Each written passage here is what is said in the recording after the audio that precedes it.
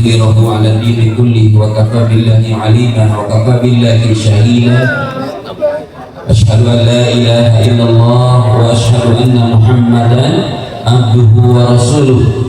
Allahumma salli wa sallim wa barik ala sayyidina Muhammad wa ala alihi wa ashabihi ajma'in.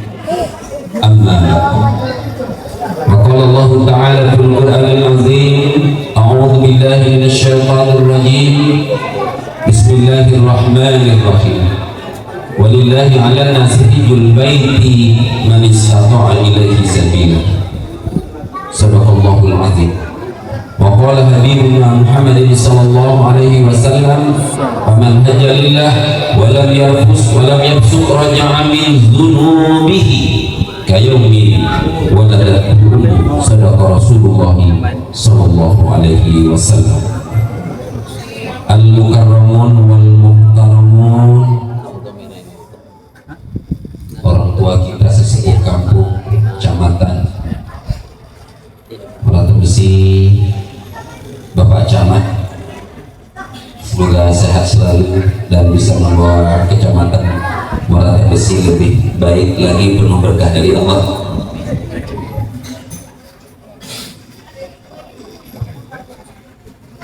Pak Kiai, ada pimpinan pondok pesantren,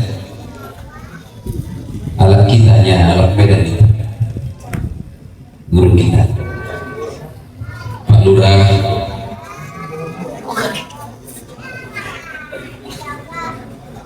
pembina Yayasan Abdul Fatih, orang kita yang insya Allah sekaligus sujudul hajat pada malam hari yang berbahagia ini. Guru kita juga Bang Suhadi, Pak Suhadi, Ustaz Suhadi, dengan Ibu Mbak Marlia, Ibu Marlia dan Mas Muhammad Fatih.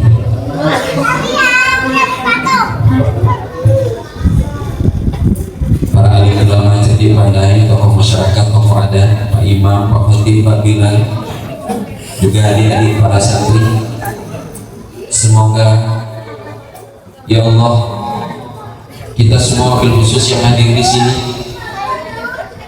bisa tawaf di Baitullah, bisa sa'i antara Safa dan Marwah. Kenapa nyebut nama saya itu? Amin. Bisa wukuf di padang Arafah. Amin. Bisa bermalam di Musdalifah. Amin. Bisa bermalam di Mina. Amin. Bisa melontar Jumratul Ula Wusta dan Aqabah. Bisa mengunjungi pusara Nabi Muhammad SAW di Madinah. Amin. Allahumma amin ya Allah. Perkenankanlah doa kami ini. Kalau masalah biayanya biar Allah nanti yang atur, kita cuma merencanakannya. Amin. Allahumma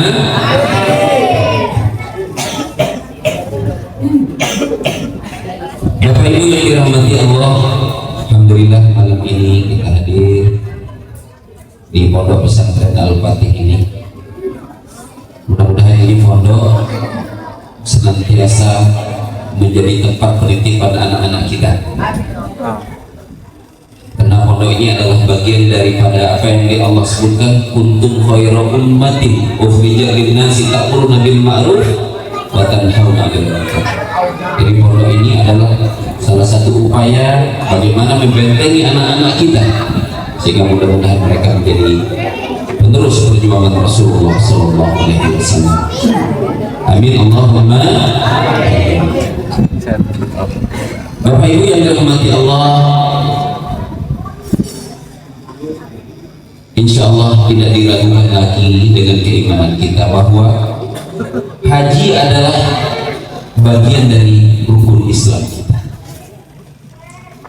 Pasti kita bahagia, senang, dan selalu berharap kepada Allah untuk bisa melaksanakan ibadah haji. Karena Rasulullah SAW mengatakan dunia Islamu ala khamsin. Islam itu didirikan dari 5 perkara. Syahadatu an la ilaha illallah wa anna Muhammadar Rasulullah wa iqamis shalah wa ita'iz zakah syahada wa shaum Ramadan wa hajjul baiti man istata'a ilaihi sabila. Bahkan tidak hanya haji ini sebagai rukun Islam saja, tapi ini menjadi kewajiban fardu ain bagi hamba Allah yang sudah istata'a, sudah sadar. Karena Allah mengatakan a'udzubillahi minasyaitonir rajim, bismillahirrahmanirrahim, walillahi 'ala nasi hijjul baiti man istata'a ilaihi sabila. Allah mewajibkan bagi orang yang sudah istata'a, sudah mampu untuk haji. Makanya Rasulullah SAW menegaskan dalam hadisnya, apa kata Rasulullah? Man malaka zadan aw rahilatan falam yahujj. Barang siapa yang masih punya harta, punya kesanggupan, kemudian dia tidak berangkat haji, padahal dia istata'a, bila mati saat itu Yahudian atau Nasraniyah, maka dia mati dalam keadaan Yahudi atau Nasrani. Jadi Bapak Ibu yang dirahmati Allah, akhirnya ulama berdebat, istata'a itu bagaimana ukurannya? Apakah harus punya kebun yang banyak? Apakah punya uang yang banyak? Dan ulama mengatakan bila dia punya kitab, 2 kitab, dijual kitabnya dan cukup baginya untuk berangkat haji, dan biaya keluarganya ditinggalkan, maka wajib baginya menjual kitabnya. Lalu bagaimana dengan kita yang banyak kebun, mobil mewah? Makanya para ulama sering mengatakan kepada kita, ayo baca Waqiah biar dimudahkan rezeki. Kalau kata Bang Haji Mustami, Ustaz Haji Mustami, jadi jangan baca surah Waqiah saja, baca surat tanah kali-kali gitu. Jadi disuruh baca surat tanah. Oh, ternyata banyak sertifikatnya. Jangan untuk anak semua, untuk kita. Kalau kita sudah istata'a tidak berangkat haji, maka kita akan ditanya oleh Allah. Kewajiban kita tidak gugur. Kalau sudah datang haji, kemudian kita meninggal belum sempat berangkat, insya Allah kita tidak ditanya lagi akan kewajiban kita. Makanya Bapak Ibu yang dirahmati Allah, kalau kita tidak daftar itu malu. Malu sama siapa? Saya punya jemaah, ada yang pemulung dari Mulyadi, ada yang orang berangkat haji dari hasil tukang parkir, ada yang menanam kangkung, kumpulkan uangnya, haji kangkung namanya. Betul tidak? Lalu bagaimana dengan kita? Makanya Bapak Ibu yang dirahmati Allah, wajib bagi kita kalau sudah istata'a untuk berangkat atau mendaftar haji. Bapak Ibu hadirin yang dimuliakan Allah, sering kita bertanya kalau merokok sanggup. Coba kalau nabung 25.000 satu hari, 25.000, yang penting tabungannya jangan dibongkar. Ini kadang-kadang kalau terdesak dibongkar lagi, maunya jangan, ini untuk haji, biarin 3 tahun insya Allah sudah bisa tetap haji. Bapak Ibu yang dirahmati Allah, kemudian kata Rasulullah, ta'ajjalu fil haji, bersegeralah kamu mendaftar haji. Kenapa? Limaza? Why?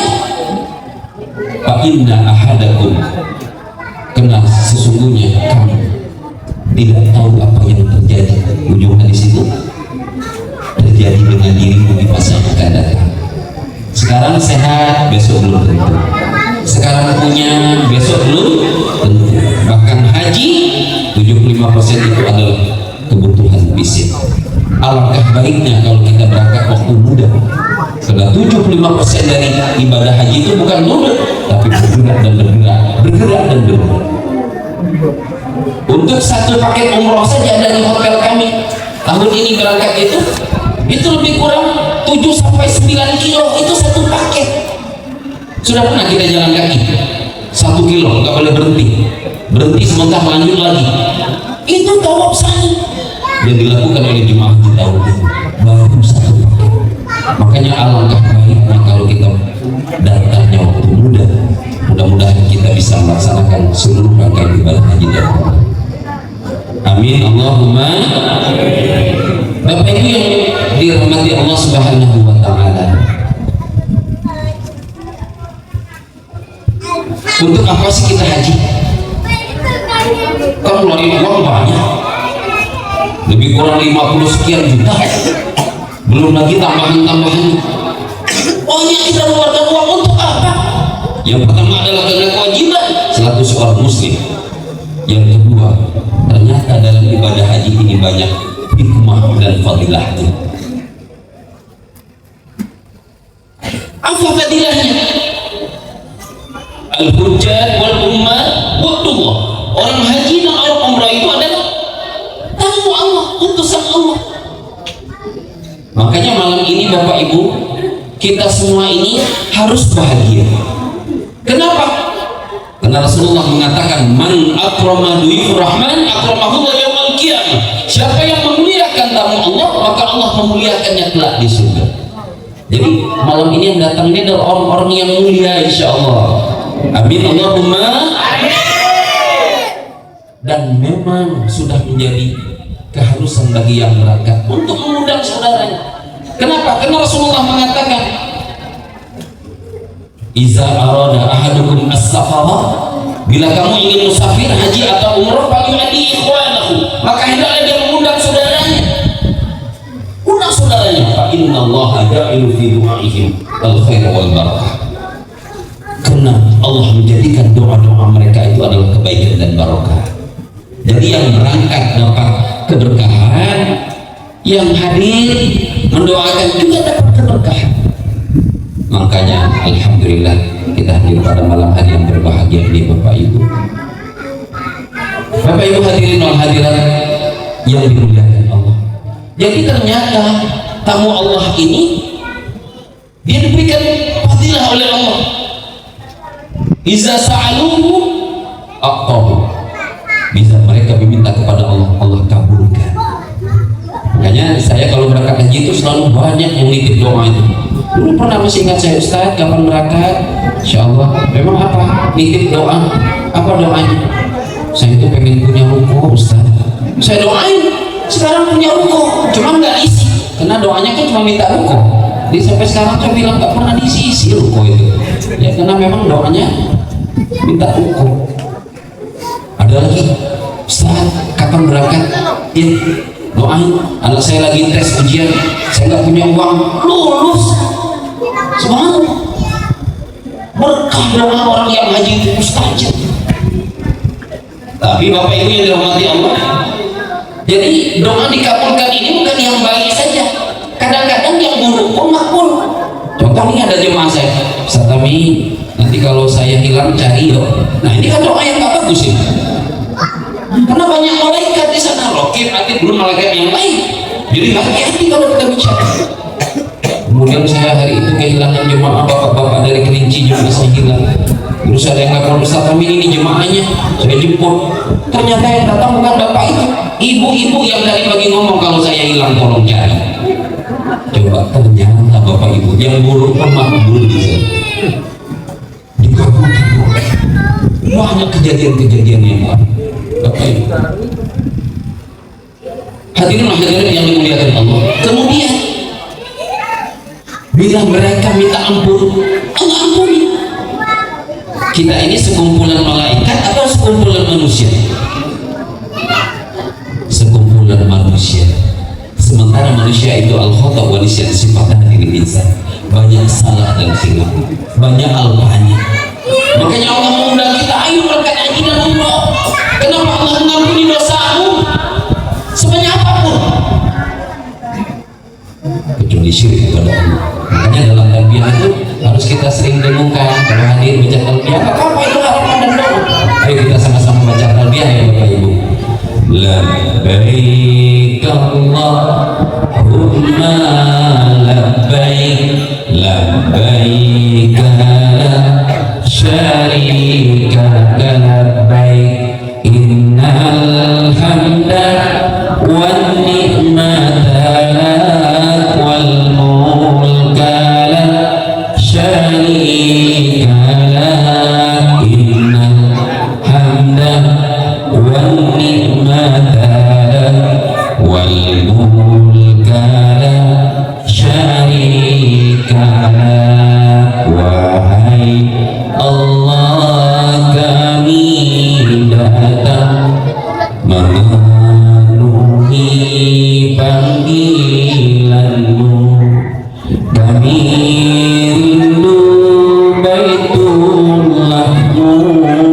kami rindu Madinahmu,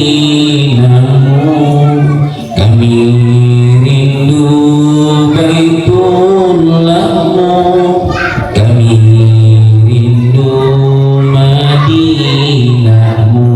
Ayo sama-sama. Labbaik Allahumma labbaik, labbaik la syarika laka labbaik, innal hamda wan ni'mata lak wal mulka la syarika lak, innal hamda wan ni'mata lak wal mulka la syarika lak. Amin Allahumma.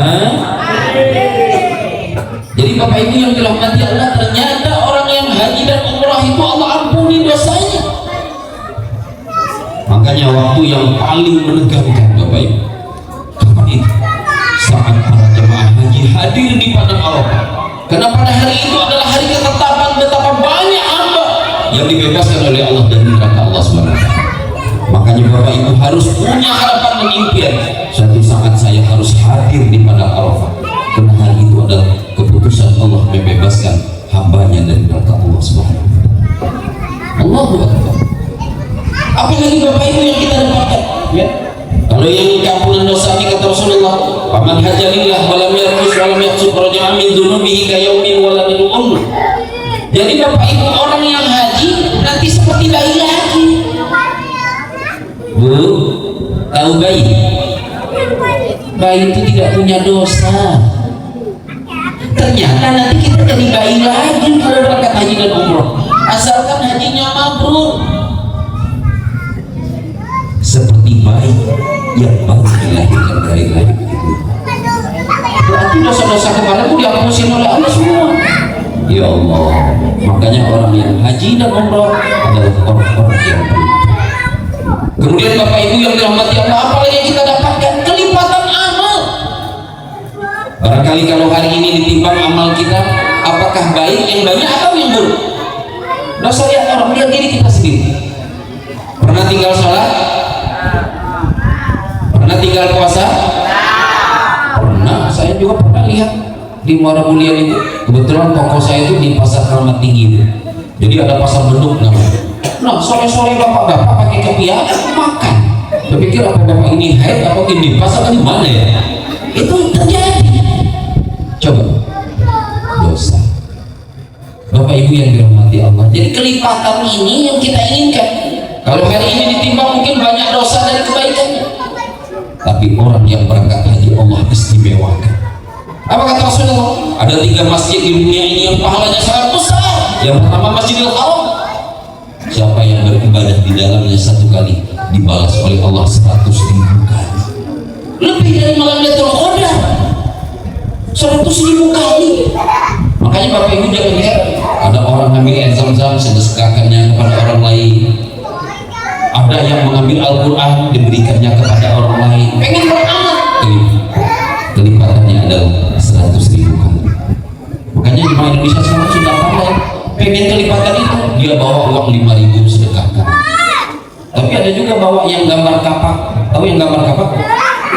Gambar kapak berapa ya? 1.000. Kalau bisa jangan yang 1.000 sedekahnya. Karena untuk 1.000 itu susah tukar rialnya di sana. Kalau 5.000 itu masih enak tukarnya. Nah kalau 1.000 agak susah, orang Arab itu bentuknya besar, dapatnya dikit. Nah takutnya malah nggak dapat gitu ya. Sedekah. Ada jemaah yang bawa kain gajah dulu sedekah. Subhanallah Bapak Ibu, kena kelipatan. Makanya Bapak Ibu yang dirahmati Allah, kita berangkat nanti, maka kita harus bersemangat untuk mengejar kelipatan ini. Biarlah orang tidur, kita sholat malam di Masjidil Haram. Biarlah orang tidur, kita mengaji, bertasbih, berzikir. Karena waktu itu belum tentu bisa terulang lagi Bapak Ibu. Sekarang aja daftar bisa 25 sampai 30 tahun. Baru bisa berangkat. Makanya kita berangkat haji ini, anggaplah ini adalah haji terakhir buat kita. Karena belum tentu kita bisa. Alhamdulillah. luar biasa Bapak Ibu kelipatan. Terus kata Rasulullah, Masjid Nabawi yang kedua, bila beribadah di dalamnya 1 kali sama dengan 1000 kali kita beribadah di dalam.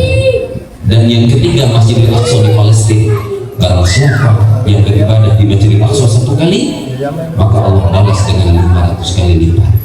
Makanya kita doakan saudara kita di Palestina, semoga mereka diberikan kekuatan oleh Allah untuk mempertahankan Masjid Al-Aqsa. Amin Allahumma. Bapak Ibu yang dirahmati Allah, itu fadilah banyak lagi, fadilah yang lain. Lalu apa hikmahnya? Banyak. Orang yang haji dan umrah itu selalu memakai kain yang putih. Apa namanya? Kain ihram. Bahkan saya kalau berangkat, misal kapan berangkat, nanti kalau balik saya pengen kain ihramnya itu untuk apa? Untuk menjadi kain kafan. Coba lihat, kain ihram itu tidak berjahit bagi bapak-bapak. Tidak boleh memakai pakaian berjahit kalau ihram. Apa hikmahnya? Filosofinya apa? Yang pertama adalah niat kita akan kematian. Bahwa sehebat apapun kita, setinggi apapun pangkat kita, sebanyak apapun harta kita, kita tetap akan mati dan kembali kepada Allah SWT. Kita sering melihat di internet itu Bapak Ibu, banyak orang-orang kaya itu membuang uangnya, diserak uangnya. Kenapa? Karena kata dokter bahwa penyakitnya tidak bisa menyembuh, tidak bisa sembuh. Akhirnya dia beranggapan bahwa uang tidak ada guna lagi, uangnya dia serak seperti itu. Subhanallah. Makanya momen haji dan umrah ini adalah momen yang sangat luar biasa bagi kita. Oh, ternyata berpakaian ihram itu mengingatkan kita akan kematian. Oh, ternyata ihram itu Allah ingin menunjukkan kepada kita bahwa Allah memuliakan orang-orang yang bertakwa bukan karena pangkat dan kedudukan. Makanya sama di hadapan Allah itu waktu tawaf. Terus filosofi yang lain apa Bapak Ibu? Coba lihat, tawafnya itu mutarnya ke kiri, tidak ke kanan. Sama dengan kalau kita buka baut itu mutarnya ke kanan apa ke kiri? Kalau ke kanan itu muatin baut, kalau mengendornya ke kiri. Oh, ternyata kita disuruh tawaf 7 kali itu muhasabah diri. Mungkin selama ini kita lalai, kita alpa, muhasabah lagi. Ya Allah, tidak terasa umurku sudah 50 tahun, 60 tahun, bahkan 70 lebih. Engkau masih memberikan aku kesempatan hidup. Muhasabah diri. Sudah terlalu banyak yang aku lakukan, padahal engkau tidak meridhoinya. Muhasabah. Makanya tawaf itu mutarnya ke kiri. Semoga itu menjadi muhasabah orang yang haji di hadapan Allah, ikhlas dengan Allah, insya Allah mudah-mudahan balasan surga Allah Subhanahu wa Ta'ala. Amin Allahumma. Terus apalagi filosofinya Safa dan Marwah? Kan itu dari Safa ke Marwah sa'inya. Mengingatkan kita kisah Siti Hajar waktu Nabi Ismail ke Hausa, kemudian ibunya Siti Hajar mencari air supaya anaknya tidak haus. Dia pandang di Marwah itu ada air, pergi ke Marwah. Setelah sampai di Marwah tidak ada air, kelihatannya seolah-olah di Safa, pergi lagi ke Safa, dan jarak itu sekitar 500. Makanya satu paket sa'i itu lebih kurang 3,5 kilo. 500 kali 7 3,5 kilo, kan begitu ya. Akhirnya yang ketujuh, Allah berikan hasil dari perjuangan ini. Siti Hajar itu dengan Allah pancarkan air Zam-Zam dari terjadi Nabi Ismail. Makanya Zam-Zam kumpulkan. Oh, ternyata filosofinya ada. Hidup ini harus berjuang. Mau haji daftar dulu, kan begitu, harus ada usahanya. Mau dapat rezeki buat usaha doa, nanti ketetapannya baru Allah. Begitu, harus ada upaya. Dan Allah memberikan sesuai dengan apa yang kita usahakan. Harus ada perjuangan. Ini kisahnya Siti Hajar. Kemudian hikmah atau filosofi yang lain, bahwa kita jangan durhaka pada ibu atau orang tua kita. Coba lihat seorang ibu berjuang. Wow, ada filosofinya. Terus Ustaz, kalau melontar itu ada filosofinya? Ada. Nabi Ibrahim punya anak satu-satunya, Nabi Ismail. Datang perintah dari Allah, wahai Ibrahim, sembelih anakmu. Kalau kita kira-kira sanggup tak? Mendapatnya aja susah Ustaz.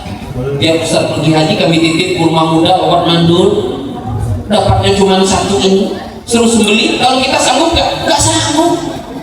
Tapi Nabi Ibrahim sanggup, istrinya sanggup, bahkan yang jadi korban Nabi Ismail pun sanggup. Makanya itu melontar itu, melontar ular, melontar Wusta dan Aqabah, melontar syaitan. Kenapa harus mengambil batu di Musdalifah? Nah, jadi jemaah kita itu ada ngambil batu dari tanah air. Jadi waktu masuk asrama haji, saya bingung dengan para petugas yang lain. Jemaah itu bawa batu kerikil yang kuning itu, mau dibawanya untuk melontar. Orang suruh ngambil Musdalifah, dia bawa kerikil matahari itu dibawa. Allahu Akbar. Itu kisah. Jadi ada filosofinya Bapak Ibu. Apa hikmahnya? Coba lihat. Nabi Ibrahim mencintai anaknya, tapi dia lebih mencintai Allah. Kan begitu? Istrinya sangat mencintai suaminya, Nabi sangat mencintai anaknya, lahir satu-satunya dari lakinya, tapi dia lebih mencintai Allah dan yakin akan kebaikan Allah. Bahkan Nabi Ismail pun percaya akan kebaikan Allah. Wahai ayah, kalau memang itu perintah dari Allah, kita lakukan. Makanya syaitan tidak mampu melawan keluarga Ibrahim ini, karena ini adalah keluarga yang kuat, tangguh, hebat imannya.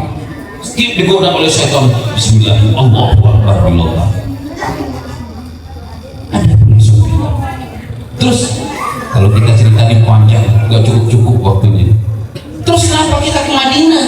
Karena Rasulullah mengatakan, kalau kamu haji, kunjungi aku, datangi kota Madinah. Apa tujuannya? Oh, insya Allah kita bisa mengucapkan Assalamualaikum ya Rasulullah.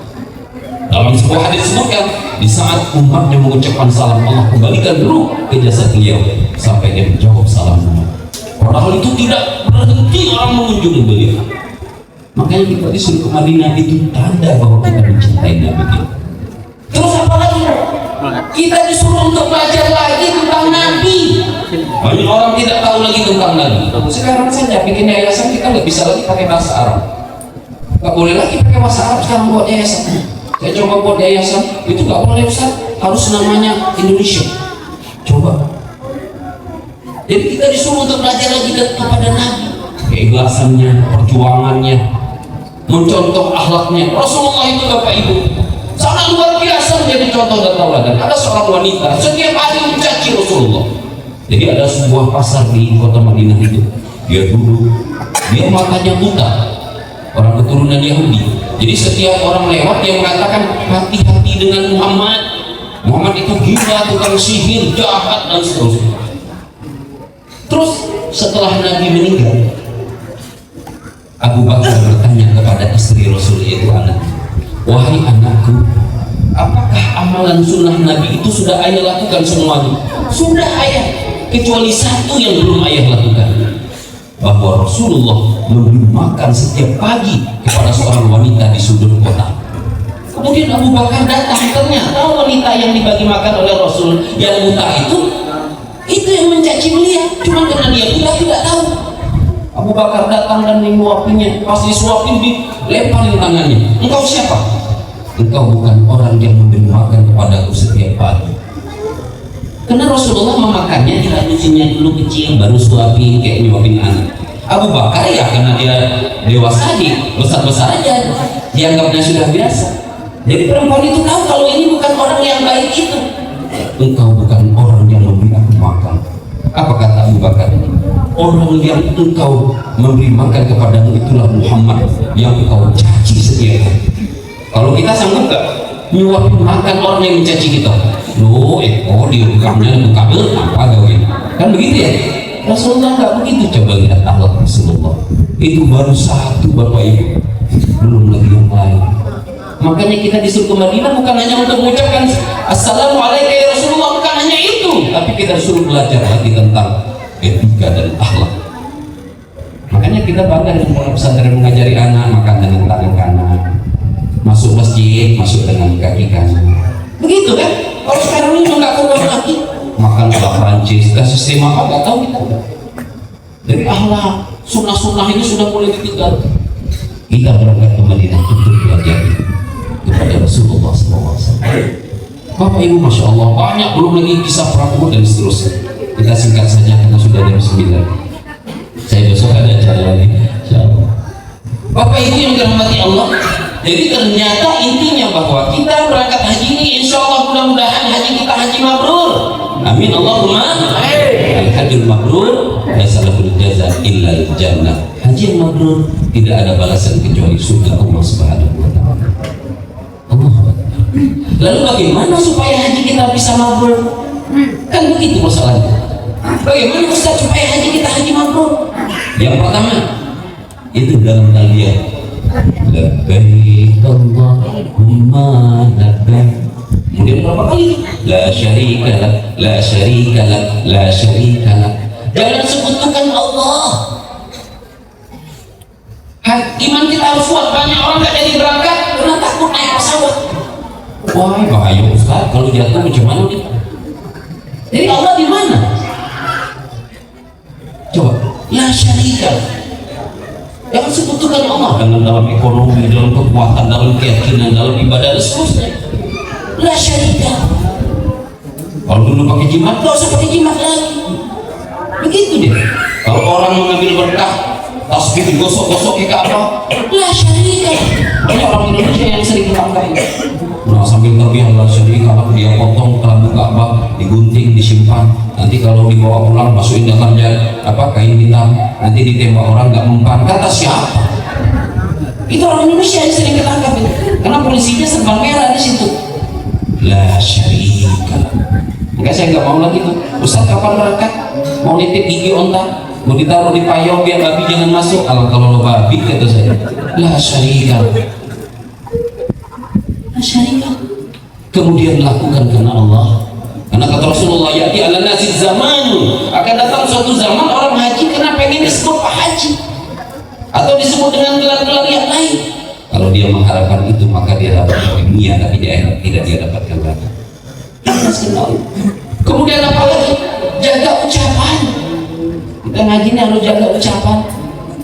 Kalau nggak jaga ucapan, kita pengen sendiri. Kemudian apa lagi? Sabar. Harus sabar.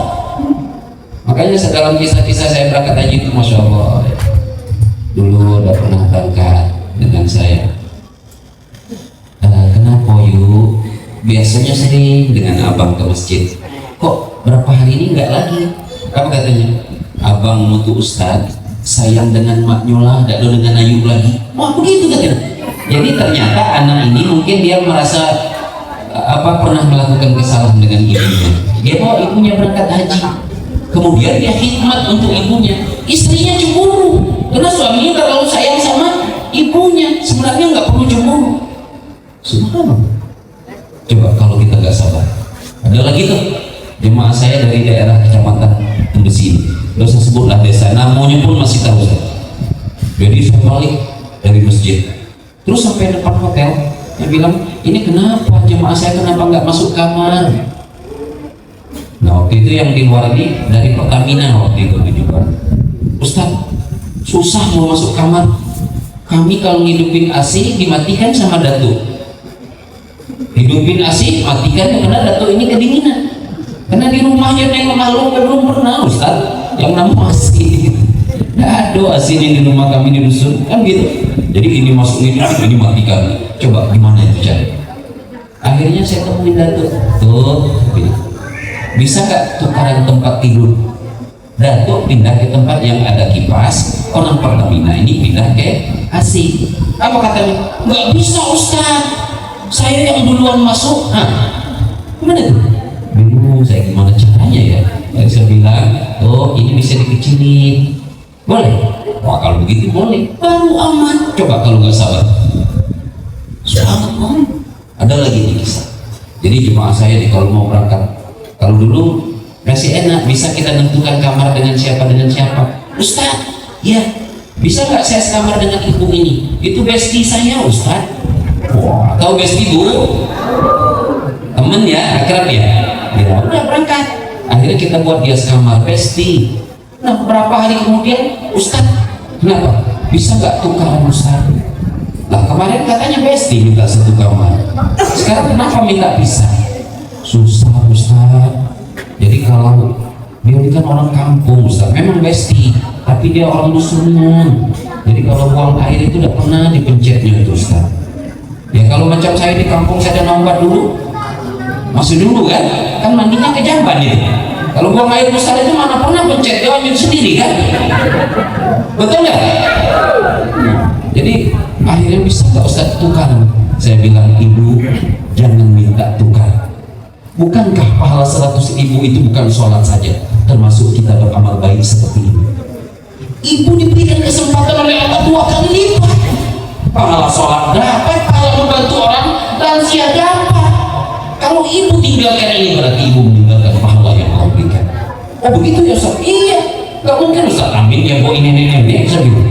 Oh ya kalau gitu Ustaz, biarinlah. Kalau perlu bilang begini, Nek kapan masuk ke WC? Biar saya yang bantu. Itu baru akhirnya gak jadi tidak. Coba sabar.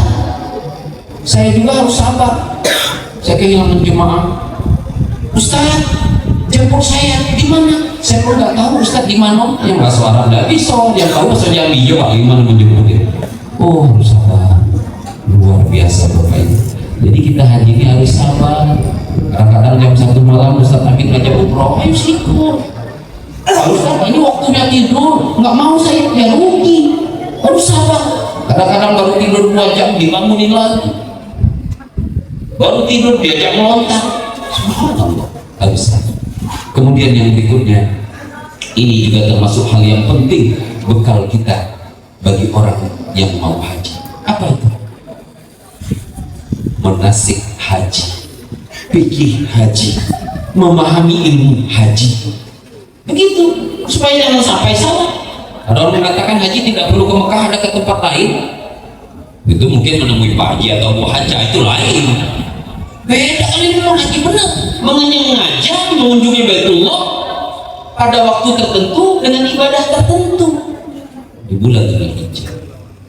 Ilmu manasik ini penting Bapak Ibu.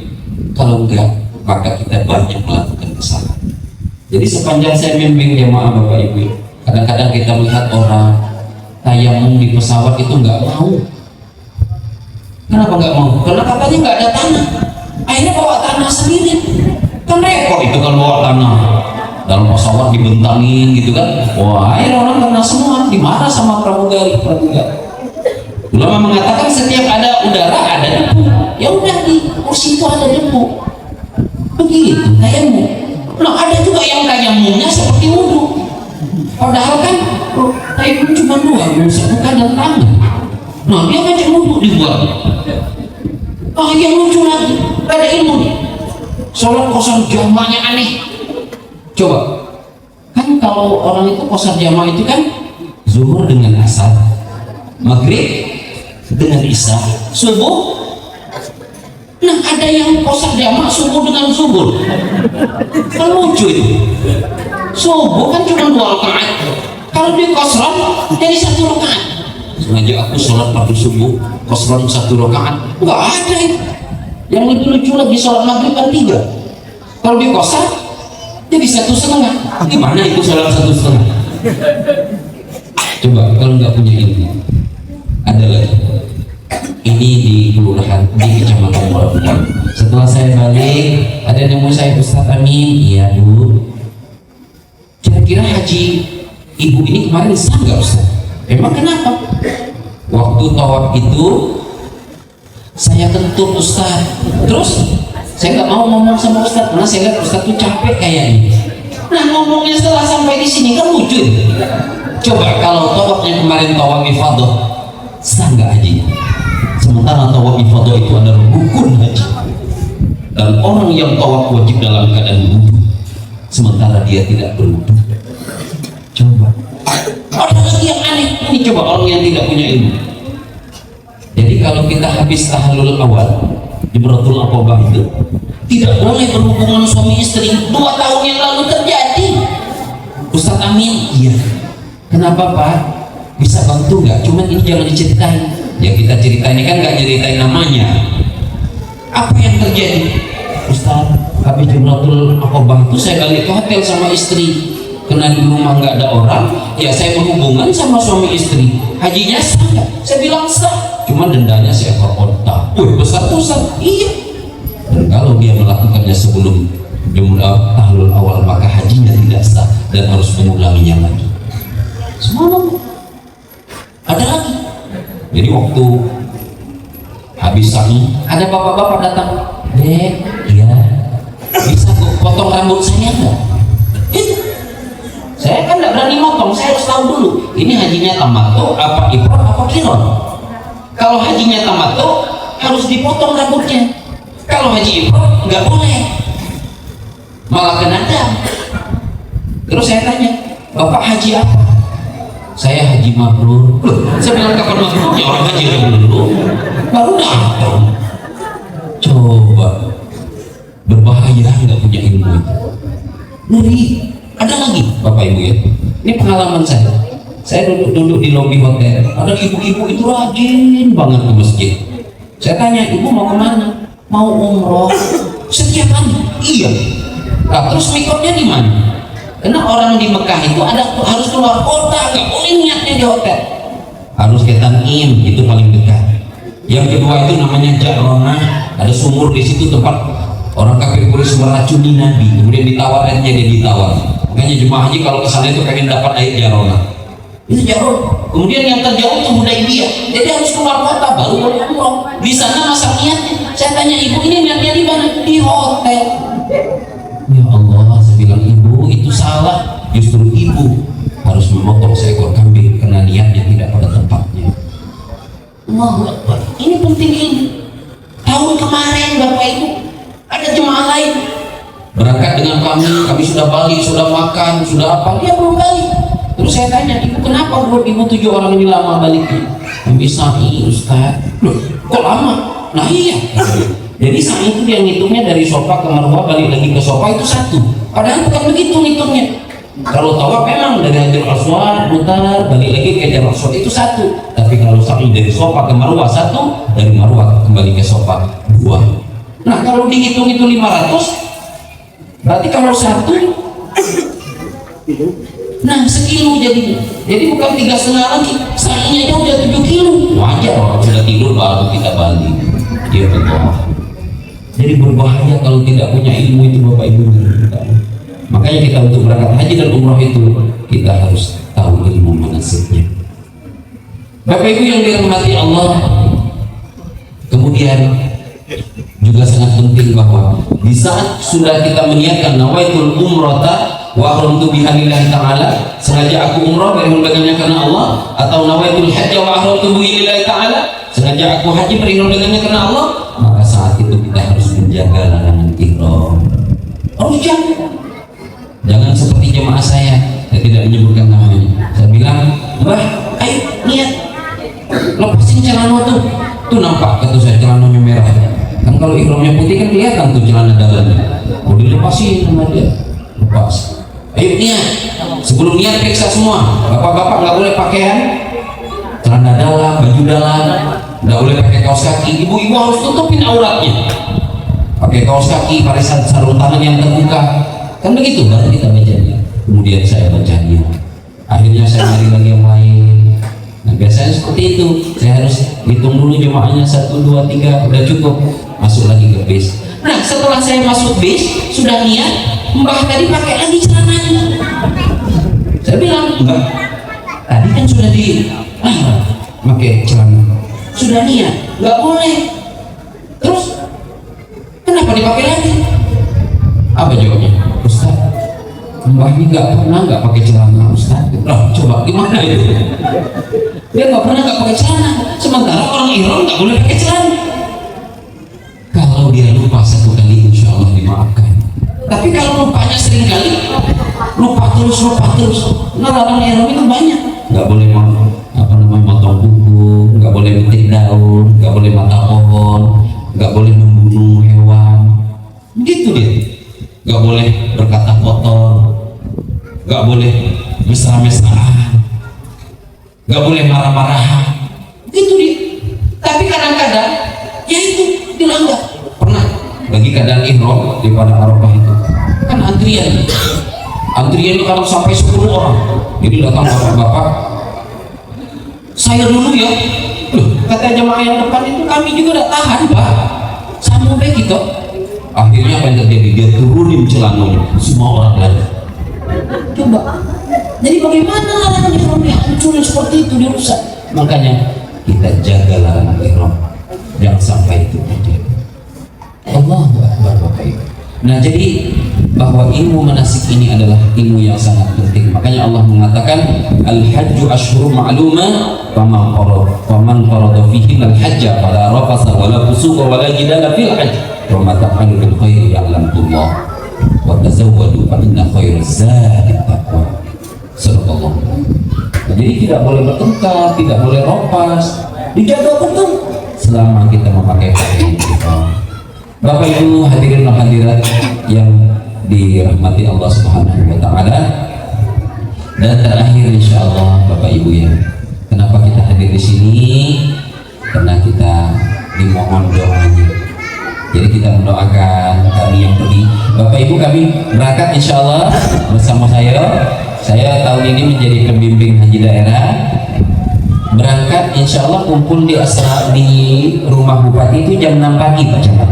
Ya, jam 6 pagi kami sudah kumpul, kemudian dikasih makan pagi di situ gitu ya. Nah, kemudian jam 8 baru naik bis menuju asrama haji. Jam 10 masuk asrama haji Jambi.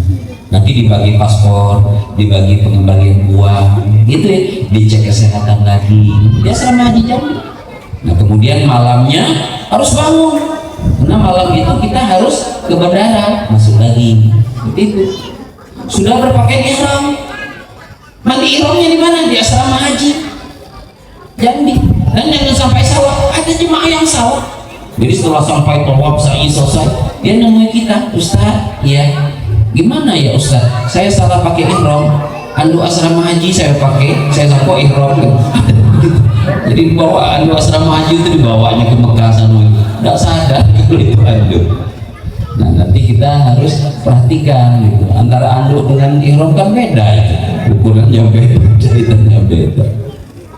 Nah, terus malam jam 2-an kalau nggak salah. Nah, itu kita sudah masuk ke ruang tunggu lagi, bandara. Nah, sholatnya di mana itu? Lihat lagi subuhnya di mana? Apa di bandara, apa dalam pesawat? Kita harus siap. Begitu deh. Kemudian terbang sampai ke Batam dan zuhur jam 1 tanggal 18 lebih kurang. Nah, itu kita terbang insya Allah dan jam 7 pagi, jam 7 malam mudah-mudahan kita sudah sampai di Jeddah insya Allah. Mohon doanya, amin Allahumma. Kemudian nanti mulailah pemeriksaan foto gitu ya. Nanti naik bis lebih kurang 2 jam dari Jeddah ke Mekah. Sampai di Mekah pembagian kamar. Begitu dia, masih dalam keadaan ihram. Nah, terus nanti baru kita sepakati jam berapa kita tawaf sa'i supaya ihram ini lepas. Begitu. Bapak. Nah, kita hadir di sini, kita diminta doanya. Mudah-mudahan yang berkat ini diberikan kemudahan dan kelancaran. Amin Allahumma amin. Bapak Ibu hadirin hadirat yang dimuliakan Allah, barangkali inilah yang dapat kami sampaikan pada malam hari yang berbahagia ini. Wallahul muwaffiq ila aqwamit thoriq. Assalamualaikum warahmatullahi wabarakatuh.